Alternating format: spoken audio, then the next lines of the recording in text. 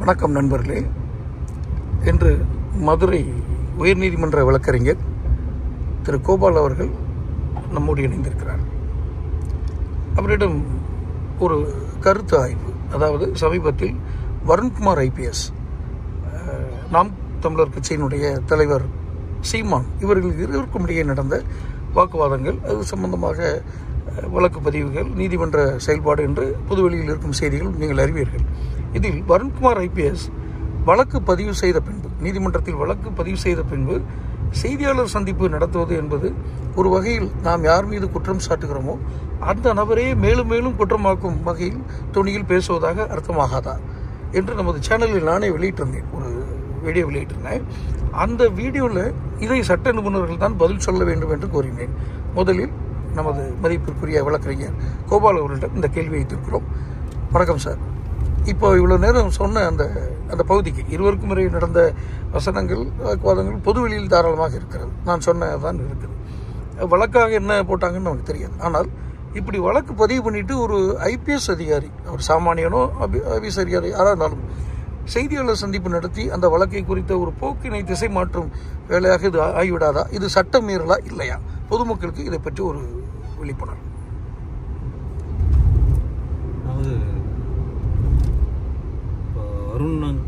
Varun Kumar IPS அவர் அவருடைய தனிப்பட்ட விதத்துல சீமான் அவரை தாக்குதல் நடத்தியிருக்காரு, அவதூறா பேசியிருக்காரு அப்படின்னா அவர் நீதிமன்றத்தை நாடி அவர் மீது வழக்கு போட்டு அதுக்கான ரெமடி என்னவோ சட்டப்படியான நடவடிக்கை எடுத்துக்கிறோம். இதெல்லாம் செஞ்ச பின்னாடி வெளியில பத்திரிகையாளரை சந்திச்சு இந்த மாதிரி இப்படி சீமான் பண்ணாரு, தூது அனுப்புனாரு, இத வாபஸ் வாங்க சொல்றாரு, இந்த மாதிரி எல்லாம் தூது அனுப்புனாத மாதிரி சொல்றது ரெண்டாவது சீமான இப்படி என்னை பேசினாரு, வச்சாரு, நான் வழக்கு போட்டிருக்கேன் அப்படின்னு சொல்லி பத்திரிகையாளர் சந்திக்கிறது ஒரு கவர்மெண்ட் அதிகாரி சந்திச்சது தவறு, சட்டப்படியான தவறு, சட்டப்படியே தவறு. ஒரு அதான் அவரு மேல அவதூறு பேசியிருந்தாரு, சீமான் பேசியிருந்தாருன்னா அவர் சட்டப்படியான நடவடிக்கை எடுத்துட்டாரு. நடவடிக்கை எடுத்த பின்னாடி இவர் பத்திரிகையாளர் சந்திப்புன்றது அவாய்ட் பண்ணிக்கலாம் நினைக்கிறேன். இருந்தாலும் அவருக்கு உயிருக்கு அச்சுறுத்தல் இருக்கும்போது அவர் பொதுமக்கள்கிட்ட அவருக்கு IPS ஆபீசர், அவருக்கு என்ன உயிருக்கு அச்சுறுத்தல்? அவருக்கே உயிருக்கு அச்சுறுத்தல்னா பொதுமக்கள் அந்த நாட்டில் எப்படி நம்ம வாழ முடியும்? அப்படிலாம் உயிருக்கெல்லாம் அச்சுறுத்தல் அளவுக்குலாம் அவர் பயமுறுத்தினாரா என்னன்றது எனக்கு தெரியல. ரெண்டாவது, நீ சட்டையை கழட்டிட்டு வா அப்படின்னு சீமான் அப்படி பேசி இருந்தாரு அப்படின்னாலும் அதுவுமே தவறு. ஒரு அரசியல்வாதியாக அது சட்டையை தவறு. ஏன்னா மக்கள் பார்த்து அவர் ஒரு தலைவனா வச்சிருக்காங்க, அந்த கட்சியில ஏத்துக்கிட்டு வச்சிருக்காங்க. ஒரு தலைவர் ஒரு IPS ஆபீசர் லெவல்ல இருக்கிற நீ சட்டையை கழட்டிட்டு வா, நீயா நானா பாத்துக்கிறோம் அப்படின்னு பேசுறதும், பப்ளிக்ல பேசுறதும் அதுவும் ஒரு தவறு. நீங்க சொன்ன பதிலால இன்னும் 2 துணை கேள்விகள். ஒரு பஞ்சாப்ல நடந்த IPS ஆபீசர்ஸ் மீட்டிங், அந்த மீட்டிங்ல ஒரு IPS ஆபீசர் என்ன பேசணும், தன்னுடைய துறை சார்ந்தது பேசணும். ஆனால் தமிழ்நாட்டில் பிளவுவாதி ஒருத்தர் இருக்கிறார், தமிழ் தேசியம் பேசுவார், அவர் செப்பரேட்டிசம் இதெல்லாம் பண்றாரு அப்படின்னு சொல்லி பேச வேண்டிய அவசியம் ஒரு IPS மாநாட்டில் ஒரு IPS ஆபீசர் இப்படி பேசுறது சரியா? அதுவும் தவறு தான். அவர் யாரை மீன் பண்ணி பேசியிருப்பாருன்னா பேர் சொல்லலாம், ஆனா எல்லாத்தையும் சொல்லிட்டாரு.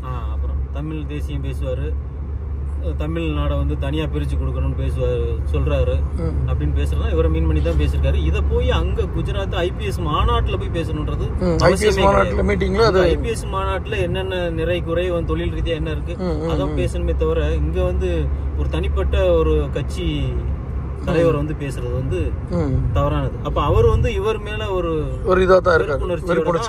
இருக்காருன்றது இதுல தெரியுது. இப்ப வருண்குமார் மேலதான் ஒரு சற்று அதிகமான குற்றச்சாட்டு வரும். இன்னும் ஒரு சின்ன ஒரு கடைசி கேள்வி.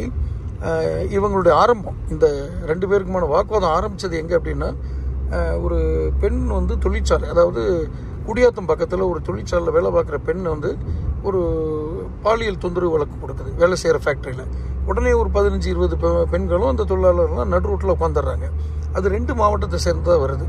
அதில் ஒரு அந்த எல்லை இப்போ 2 மாவட்டம்னா அதில் ஒன்று வருண்குமார் IPS எஸ்பியாக இருக்கார், அவர் வர்றாரு, செங்கல்பட்டுலேருந்து வர்றாங்க, 3 மாவட்டம் நினைக்கிறேன், இன்னொரு எஸ்பி வர்றாங்க, பேசுகிறாங்க. பேசும்போது இந்த போராட்டத்துக்குன்னு வந்தாங்கல்ல 15 பேர், அவங்களுடைய செல்ஃபோன் எல்லாம் வாங்கி வச்சுக்கிறாங்க. என்ன காரணம் அப்படின்னா, அவங்க ஒரு பாலியல் குற்றச்சாட்டு சொல்கிறாங்க. ரொம்ப அதிகமாக காவல்துறையும் அரசாங்கத்தையும் எதிர்த்து பேசுகிறாங்க. அப்போ செல்ஃபோனை சட்டப்படி யார்ட்டையும் சொல்லிட்டு வாங்கினாங்களா, அதை பிடிக்கிட்டு வந்தாங்களா அப்படிங்கிறது அந்த களத்தில் இருந்தவங்களுக்கு தான் தெரியும். ஆனால் அத்தனை பேருடைய செல்ஃபோனையும் வாங்கி அதில் இவங்கெல்லாம் நாம் தமிழர் கட்சியை சேர்ந்தவர்கள், யார் அந்த போராட்டத்தில் இறங்கின பெண்கள், அந்த ஃபோனெல்லாம் வாங்கி அதில் இருக்க ஆடியோ பதிவெல்லாம் எடுத்து திமுகவுடைய ஐடி விங்கில் வெளியிட்டிருக்காங்க. இப்போ திமுகவுடைய ஐடி விங்குக்கு என்னுடைய கட்சிக்காரங்களுடைய பெண்ணுடைய ஒரு ஆடியோ பதிவு எப்படி போச்சுன்னு சொல்லி தான் இவரை கொந்தளிக்கிறார். யார்? சீமான்.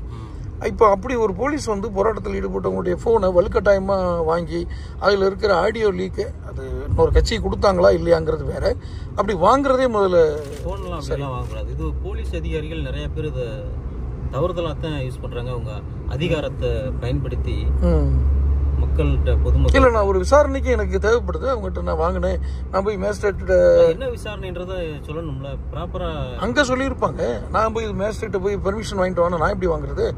நான் களத்தில் நிற்கிற ஒரு போலீஸ் அதிகாரி, நான் எனக்கு கலச்சொல்ல கட்டுப்படுத்துறதுக்கு இப்படி ஒரு வியூகம் எடுக்கிறேன். ஒரு போராட்டம் தான் நடத்துறாங்க. ஆமாம், ரோடு மறியல் பண்றாங்க. இப்போ ரோடு பிளாக் ஆகுது. எதுக்காக அந்த ரோடு மறியல் பண்றாங்க? ஒரு பாலியல் குற்றச்சாட்டுக்கு நடவடிக்கை எடுக்க சொல்லி. அந்த நடவடிக்கை எடுத்தாங்களா இல்லையா? எந்த நடவடிக்கையுமே வழக்கறிஞர்னால தானே மக்கள் ரோட்டுக்கு வர்றாங்க.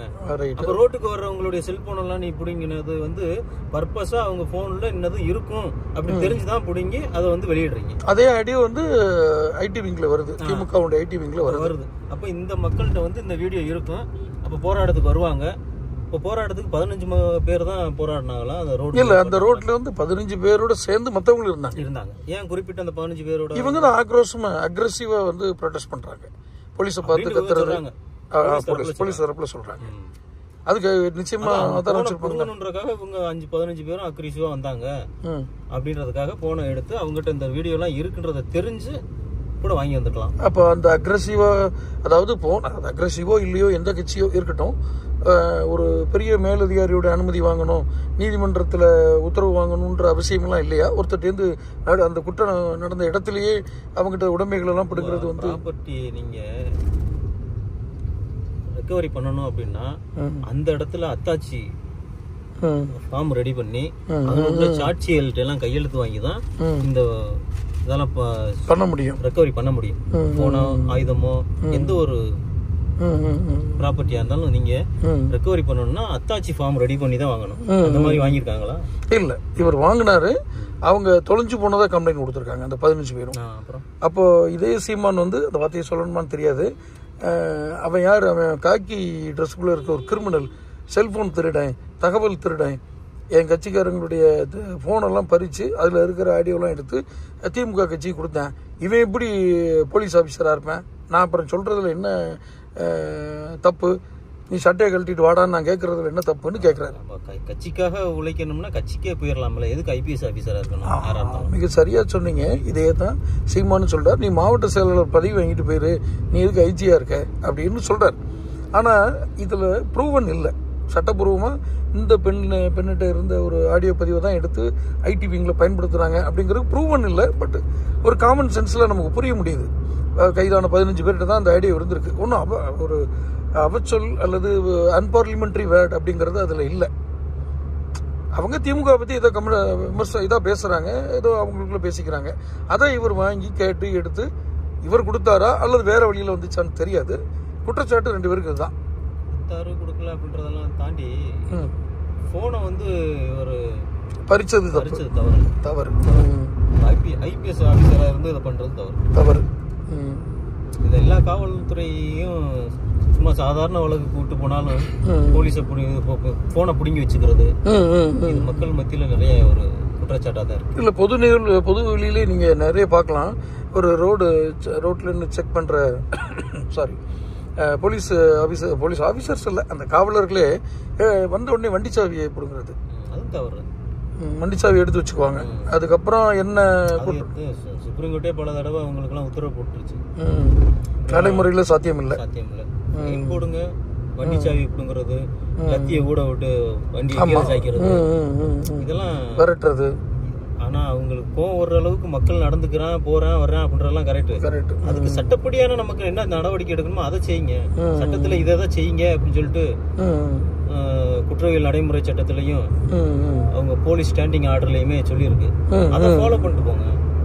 அதை மீறி நீங்க நடக்கக்கூடாதுல்ல. இந்த நீங்க கேள்விகள் சொல்றதுனால ஒரு கேள்வி கேட்குறேன்.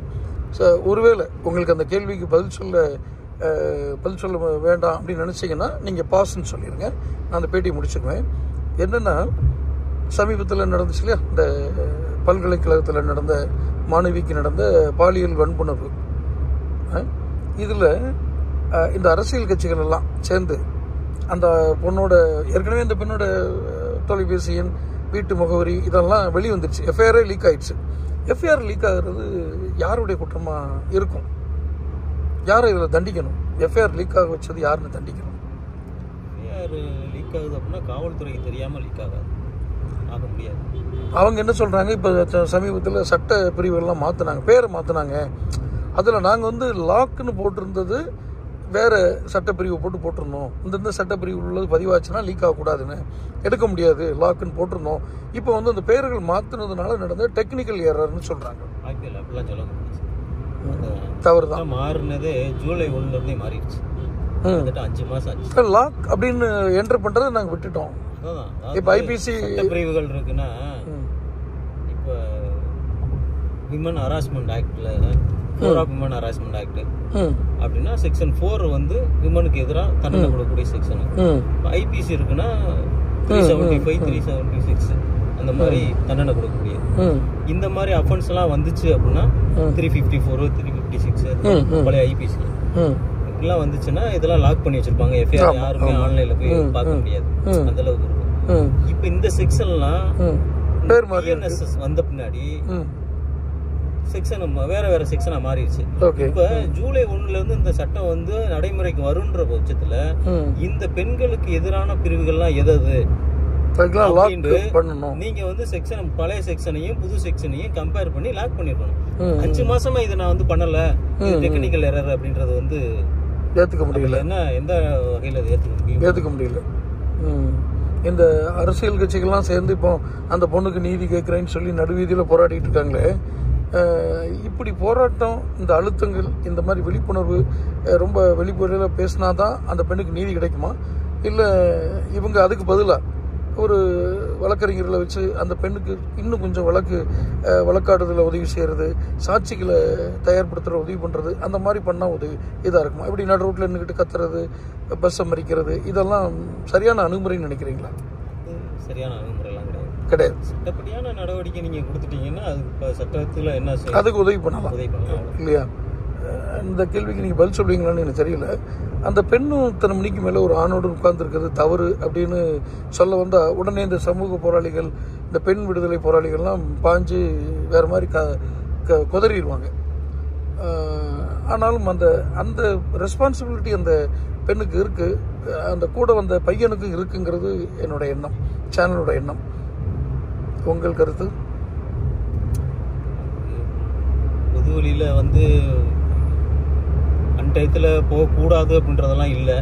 ஆனால் போனால் மக்களுடைய பார்வை இல்லை, இப்போ உள்ள இளைஞர்களுடைய பார்வை வேற மாதிரி இருக்குன்னா அதுக்கு தகுந்தவாறு நம்ம நடந்துக்கணும். நடைமுறையில் சொல்கிறீங்க? நடைமுறையில் கட்டாயப்படுத்த முடியாது. வழக்கறிஞர் அவங்க எங்களுக்கு எங்கே வேணாலும் போகணும், நான் 3 மணிக்கு கூட நடு ரோட்டில் போவேன், என்ன யாரும் டெஸ்ட் பண்ணக்கூடாது. எல்லாரும் எல்லா இடத்துக்கும் போகிறதுக்கான சுதந்திரம் இருக்கு.